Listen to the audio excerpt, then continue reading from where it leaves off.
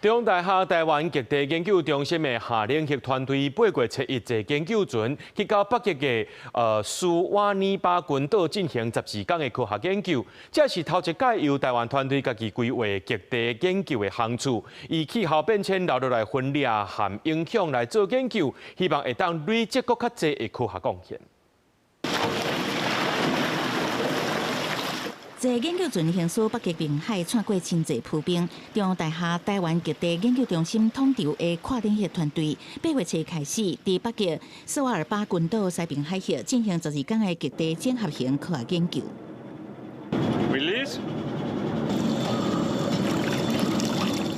這是頭一屆由台灣團隊自主規劃航天路線，連接無共領域的科學研究。以中大來講，2021年開始，當年佇斯瓦爾巴西邊的 Franz Strait 放漂流浮標，今年延伸到冰河海灣，追蹤井水甲海水燒爛，監測冰川快速揚起，也甲伊對碳循環的影響。這些從陸地上的來源，到底有多少會回到大氣中？那裡面有多少是甲烷，有多少是二氧化碳？我們都知道甲烷對於溫室效應的影響要遠比二氧化碳要來得高。目前，人佇挪威的中大教授金華透過視訊採訪表示，以氣候變遷留落的分野甲影響做研究主題，需要用無共學問的知識來做伙回答。探查冰川鐵球了後，新現出的陸地甲地質研究的團隊，嘛協同清大的李家維團隊，探查冰川頭前找出台灣山阿斯瑞斯食物的化學遺跡。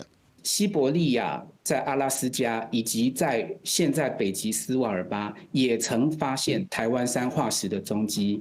所以這個就是一個代表說，在氣候變遷的環境之下，植物演化的過程。那我們怎麼樣在中間找到以台灣命名的台灣山，對我們自己來講意義重大。金華講，這個挑戰是對各種後勤資源的協調，嘛挖靠國科會、國海研經會的支持，民間人士也有企業贊助，才有法度讓台灣的科學家佇極地貢獻。希望探測會當一年過一年持續落去，讓研究會當維持真懸的品質甲正確性，成就更較重要的科學發現。記者採訪報道。